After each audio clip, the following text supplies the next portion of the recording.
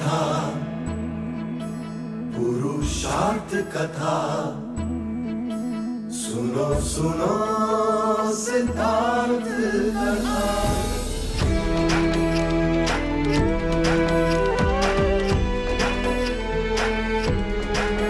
संसार में दुख का कारण क्या,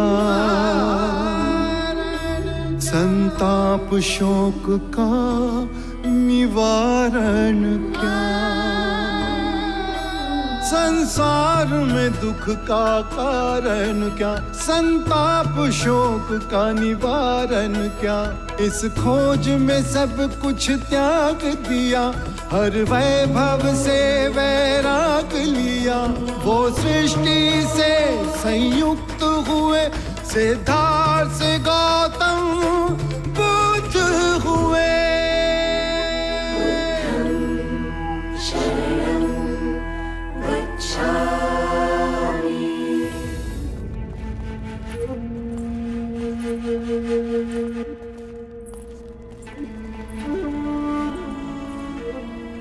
बुद्ध, आपके दर्शन हेतु मल्ल के राजा पधारे हैं।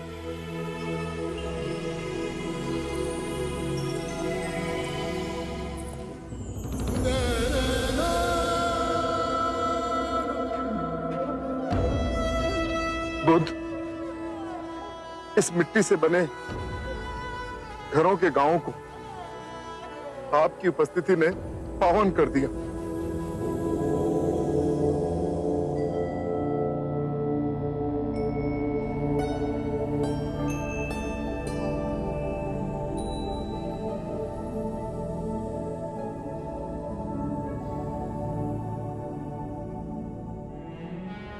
मुझे बुद्ध से मिलना है। क्या मैं बुद्ध से बात कर सकता हूँ? वो बहुत थके हुए हैं, आप स्वयं उनकी अवस्था देख ही रहे हैं। मेरा बुद्ध से बात करना अति आवश्यक है। किंतु आप उनसे एक बार पूछ के तो देखिए। आपका परिचय? मैं ब्राह्मण सुभद्र हूँ। बुद्ध, इतने सारे स्थानों को छोड़ आपने कुशीनारा का चयन क्यों किया? आनंद, एक सूत्र देना है, एक अंतिम भिक्षु को दीक्षा देनी है। आनंद, सुभद्र को मेरे पास आने दो, मैं उनसे बात करूंगा।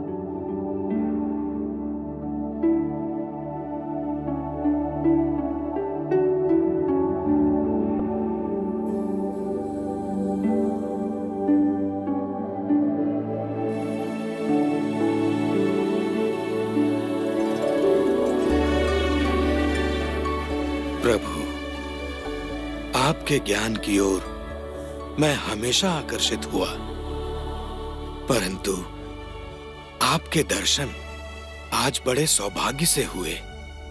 क्या प्रश्न है तुम्हारे सुभद्र? प्रभु, मैंने पूर्ण कश्यप, महाकाली गौशाला, अजित केशांबल, संजय वैरति पुत्र, निघंता नाग पुत्ता सरीखे आध्यात्मिक गुरुओं के विषय में सुना है। आपके विचार से इनमें से किसी ने संबोधि प्राप्त कर ली है?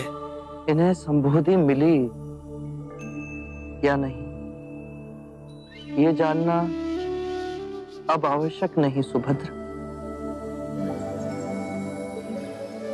मूल्यवान बात ये है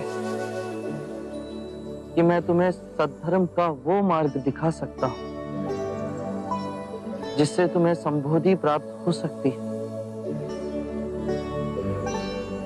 नश्वर में अविनाश को देखना, दुख में सुख को देखना, अव्यक्ति में व्यक्ति को देखना, घृणा में सौंदर्य को देखना, यह ज्ञान मनुष्य को आहत कर विक्षिप्त कर देता है। जब हम माया के द्वैत रूप को सही पहचान लेते हैं तो सारे दुख सारी चिंताएं समाप्त हो जाती हैं और हमारे अंदर प्रेम और स्वीकृति का भाव जागृत होता है, जो मूल में एक ही भाव है।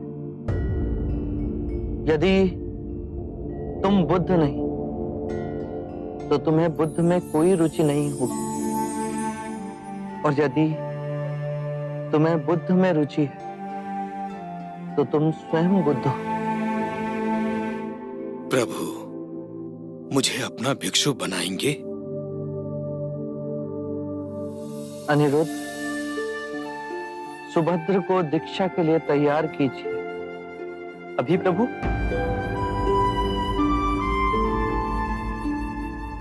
अभी इसी समय सुभद्र को दीक्षा दी जाएगी।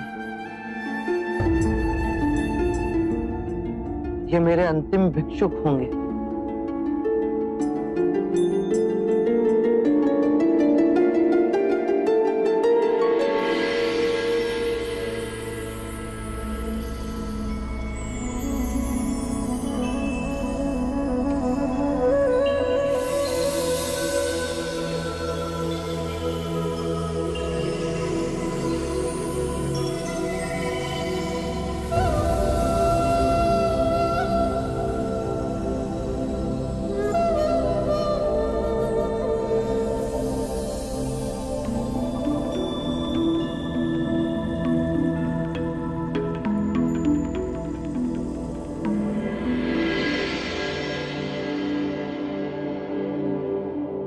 सुभद्र,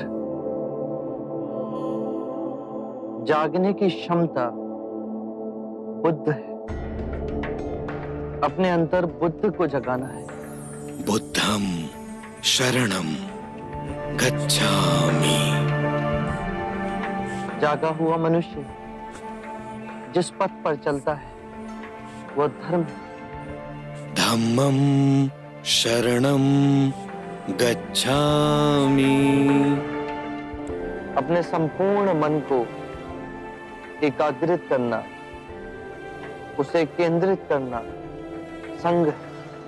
संघम शरणम गच्छामि।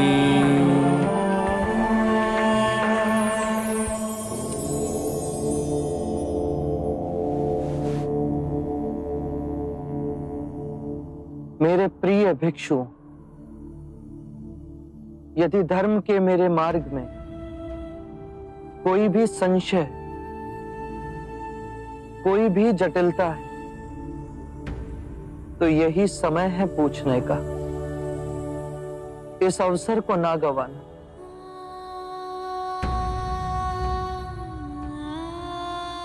जो भी प्रश्न आप में से किसी के भी मन में तो इसी समय मुझसे पूछ लो। बाद में आपको ऐसा ना लगे कि मैं बुद्ध के समक्ष था परंतु उनसे पूछ ना सका।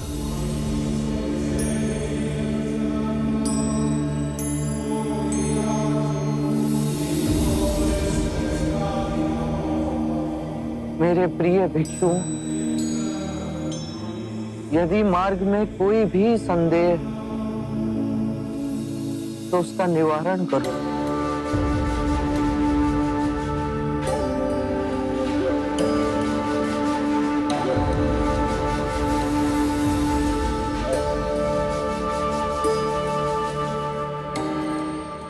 चमत्कार तथागत, 3 बार आपने अपने वचन दोहराए, किसी भिक्षु ने कुछ ना कहा।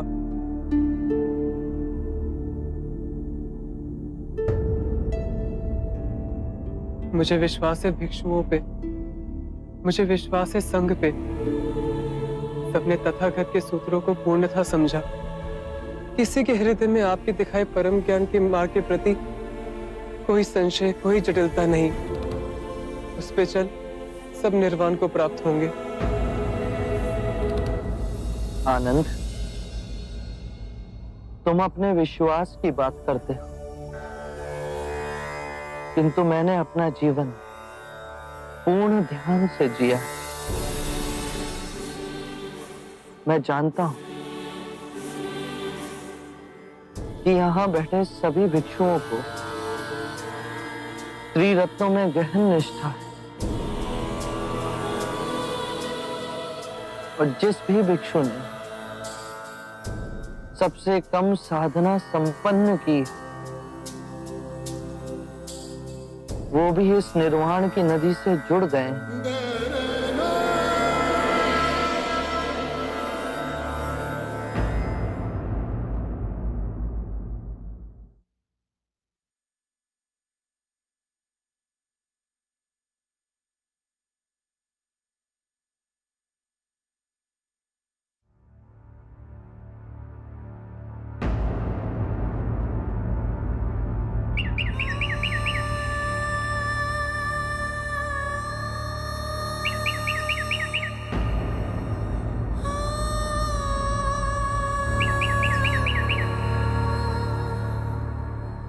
मेरे प्रिय भिक्षु, ये मेरी अंतिम दीक्षा।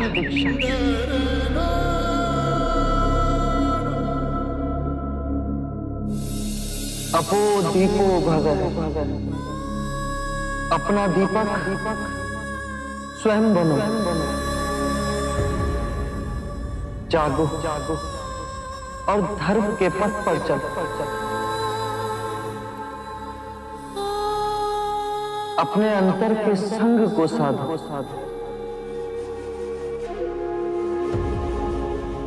स्वयं अपनी शरण में जाना, किसी और को ना खोजना।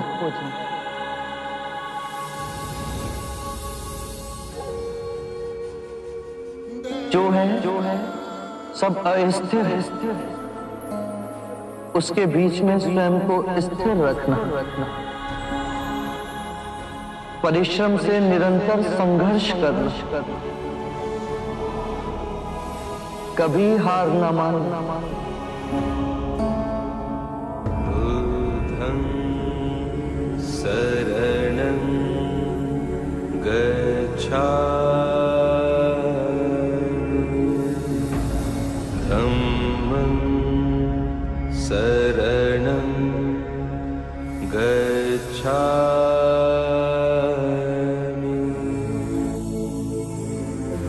संघं शरणं गच्छामि।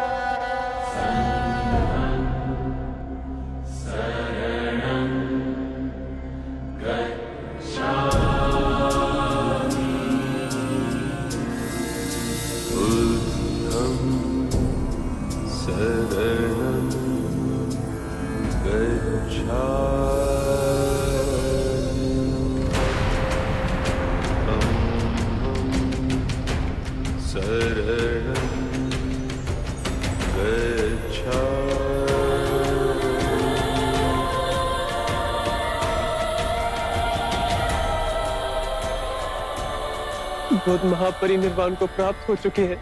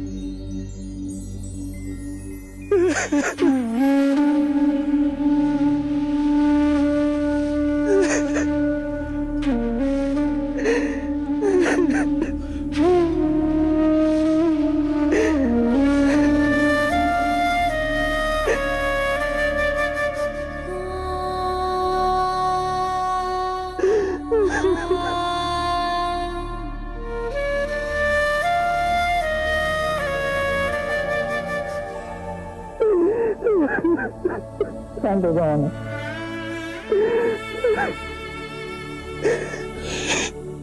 मैं बुद्ध का उत्तरदायित्व संभालना है और उनका अंतिम संस्कार करने के लिए हमें उन्हें कुशीनारा ले जाना होगा।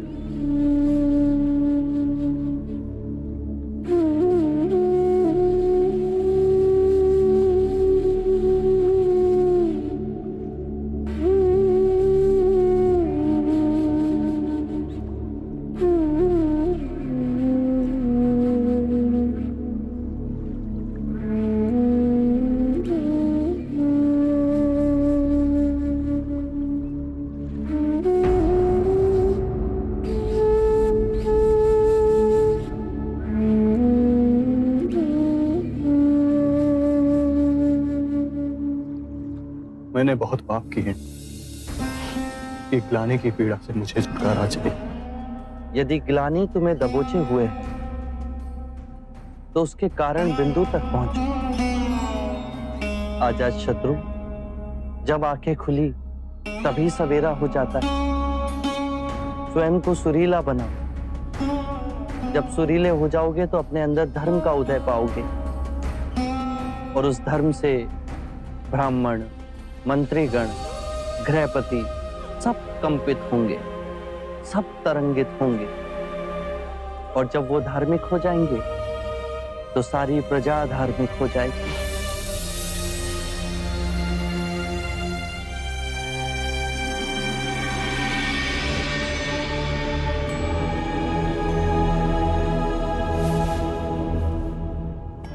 ये तो असित मुनि के शिष्य नारद दत्त है।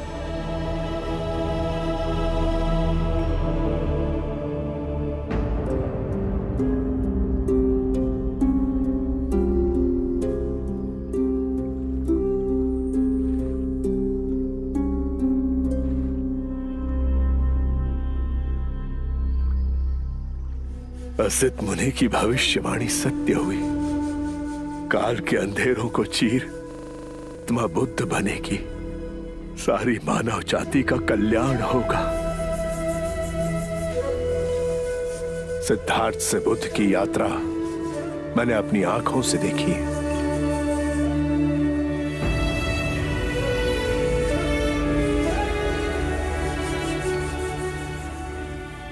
जहां जहां ये चरण पड़े वहां धरती सौभाग्यवती हुई। मानव को उबारने के लिए यह सुंदर करुणामयी पुष्प खिला। इसकी सुगंध आने वाली मानवता को बुद्ध बनने के लिए प्रेरित करेगी।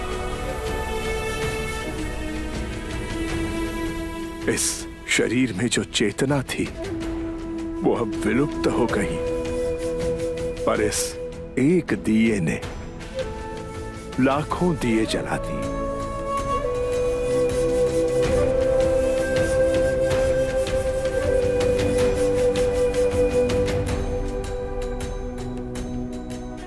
पूर्ण संसार का अहोभाग्य बुद्ध कुछ समय हमारे साथ पधारे।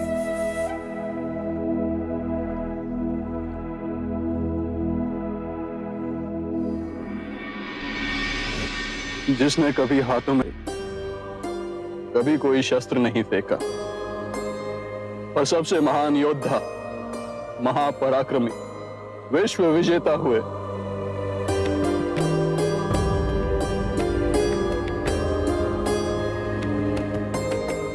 एक नए समाज का आह्वान करने वाले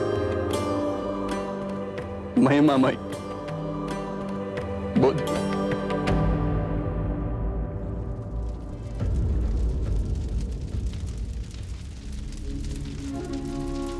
आनंद, बुद्ध को मुखाग्नि देने का समय आ गया है।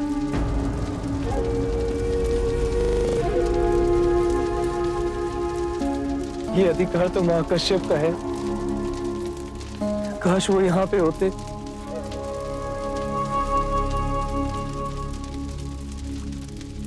वो देखो महाकश्यप आ गए।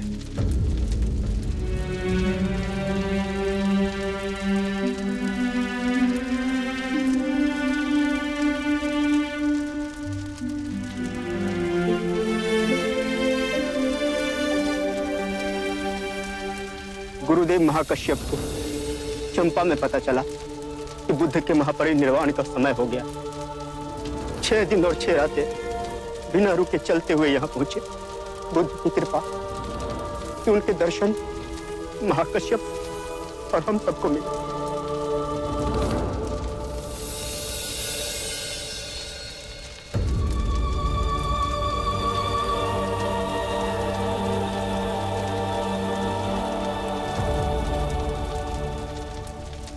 जितनी सुंदर आपकी आभा है, नाम भी उतना ही सुंदर होगा। मेरा नाम सिद्धार्थ गौतम है। ओह, ये जो सारी विधियां हैं, रीतियां हैं, पूजा पाठ हैं, क्या ये सब व्यर्थ हैं?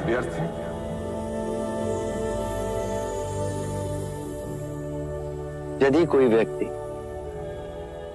इस नदी के दूसरे किनारे पर जाना चाहे तो वो क्या करे?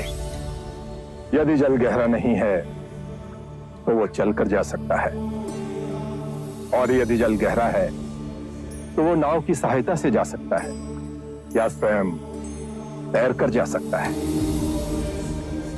यदि वो चलना ना चाहे और ना ही तैरने को तैयार हो और ना ही नाव ले जाने को तैयार हो, और वो कहे कि मैं प्रार्थना करता हूं इस नदी का दूसरा किनारा स्वयं चलकर मेरे पास आ जाए, तब तो ऐसे व्यक्ति को मूर्ख कहेंगे, महामूर्ख।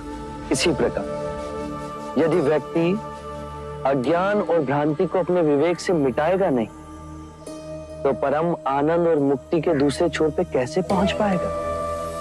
चाहे वो पूजा करे या अनुष्ठान या व्रत करे या किसी नीति पर चले, वो इस किनारे ही रहेगा। हमने सारे शास्त्रों को पढ़ा, उन पर व्याख्या की, परंतु जीवन के इतने जटिल सत्य को इतनी सरलता से किसी ने नहीं समझाया, किसी ने नहीं समझाया। आप इस भटकती मानवता को परम ज्ञान का मार्ग दिखाएंगे। आप करुणा के सागर हो। हे बुद्ध, आप हमें अपना अनुयायी स्वीकार करें।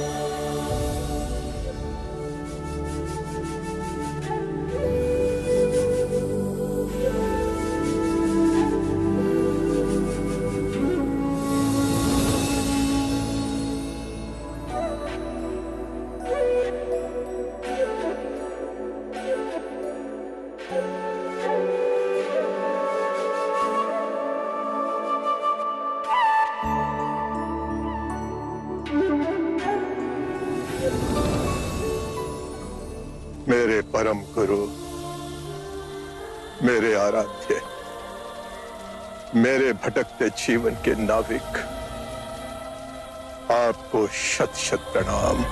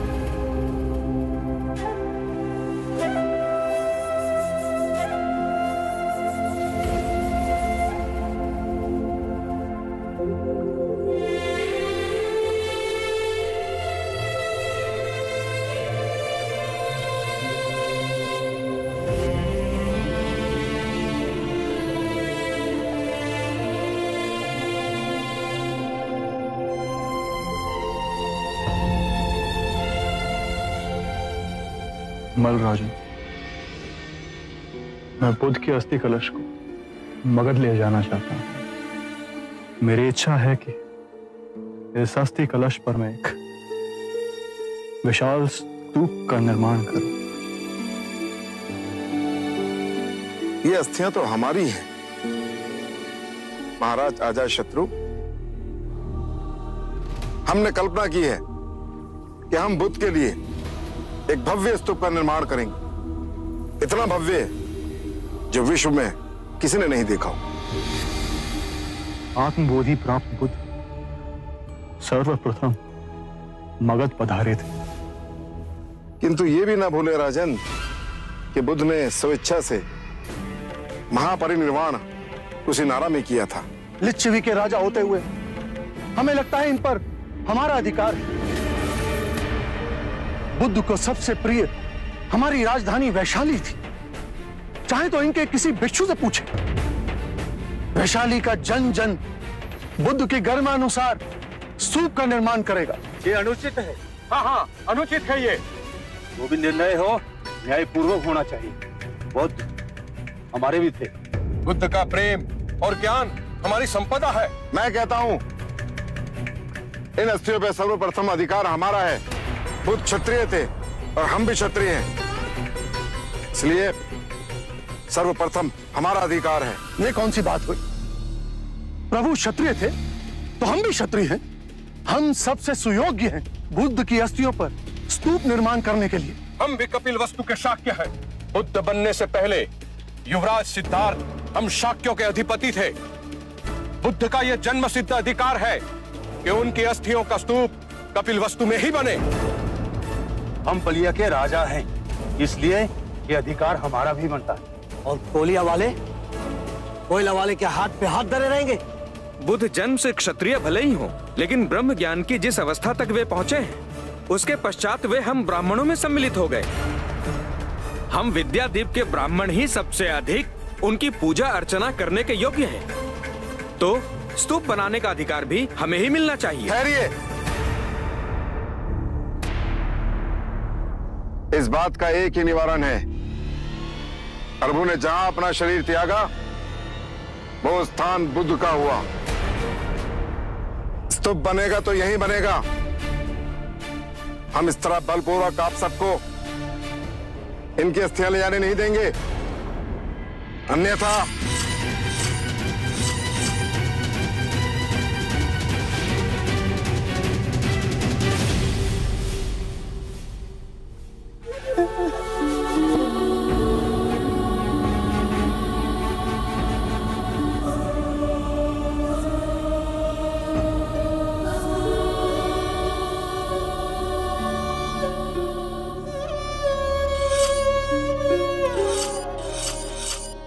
आप सब हमें क्षमा कीजिए। हमें इस पावन स्थान की गरिमा का भी ध्यान नहीं रहा। हमें सद्बुद्धि देने के लिए मैं आपका आभारी हूं। किंतु इस विवाद का हल इतनी आसानी से नहीं निकलेगा।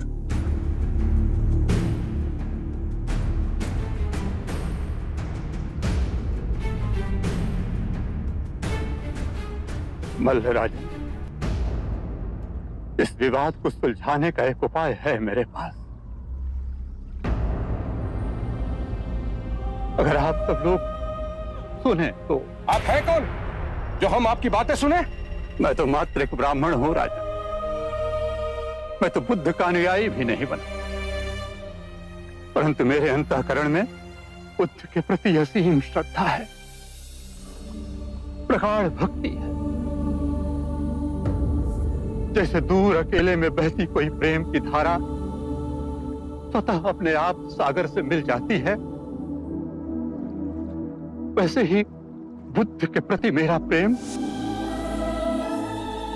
निश्चय ही उनके निर्मल मन तक पहुंचा होगा। ये हमारे आदरणीय हैं, द्रोण नाम है इनका।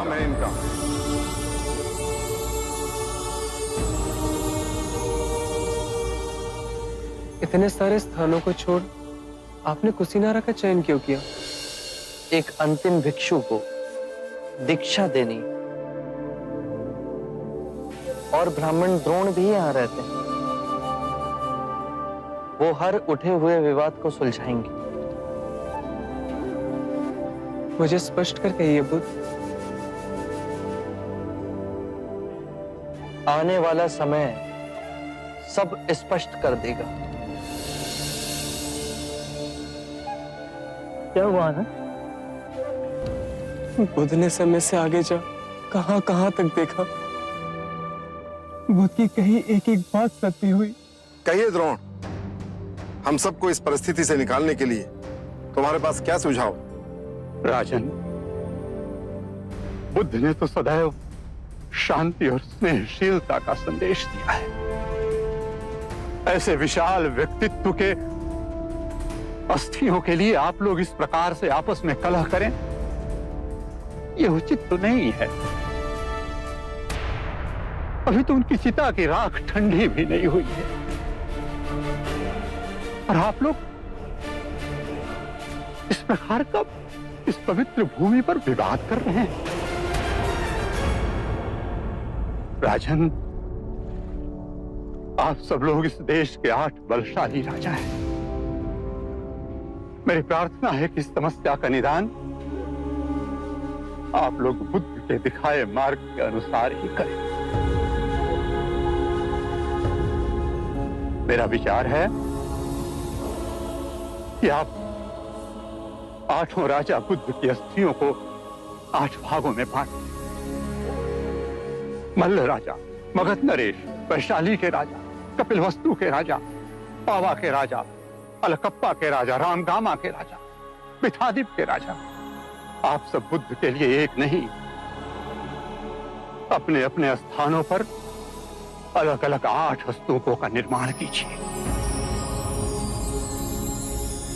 8 भव्य स्तूप जो बुद्ध की वाणी और उनकी स्मृति को समस्त संसार में व्याप्त कर दें। उचित निवारण किया आपने। द्रोण, इस समस्या को सुलझाने के फलस्वरूप आप भी बुद्ध की अस्थियों का एक भाग ग्रहण करें। मैं अनुग्रहित हुआ महाराज।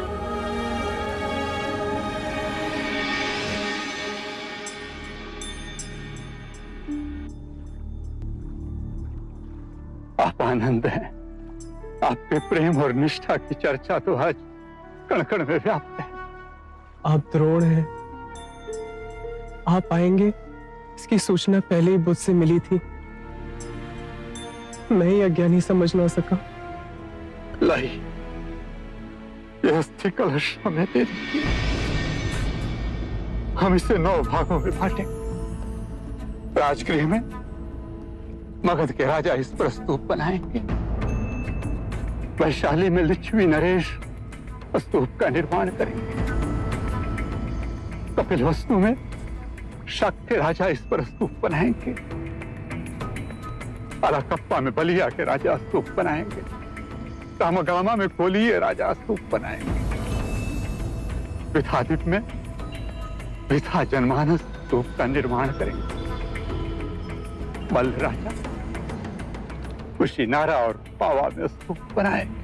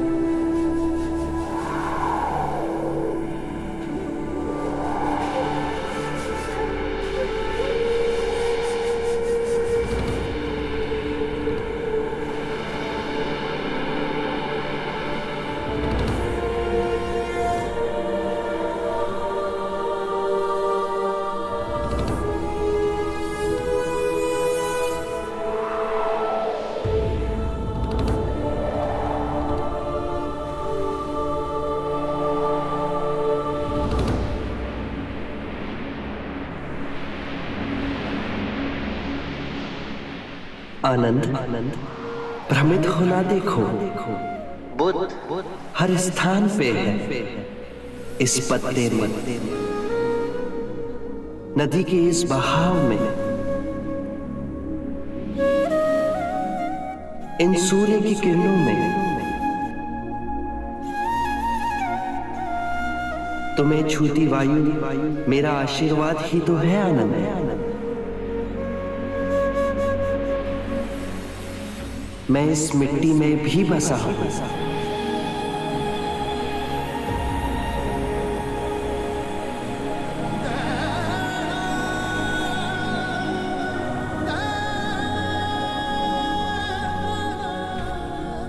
आनंद, मैं तुम में भी हूं। मैं तुम्हारे अंतर मन में, तुम्हारे बाहर हर और तुम्हें ढके हुए हूं।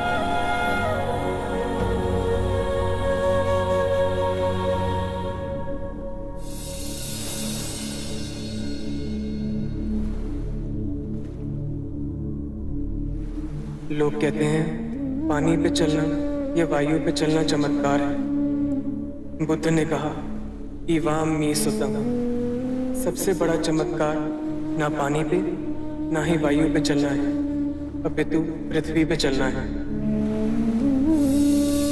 हर दिन हमारे चारों ओर चमत्कार घटित हो रहे हैं, पर हम उन्हें नहीं देखते। नीला आकाश, श्वेत बादल जो हर क्षण अपने आकार बदलते हैं, पेड़ों को ढके कितने अनोखे प्रकार के पत्ते, एक छोटे शिशु की काली जिज्ञासु आंखें, यही जीवन के चमत्कार हैं। बुद्ध के प्रेम और करुणा के दिखाए मार्ग पे फिर असंख्य शुद्ध आत्माएं चल पड़ी।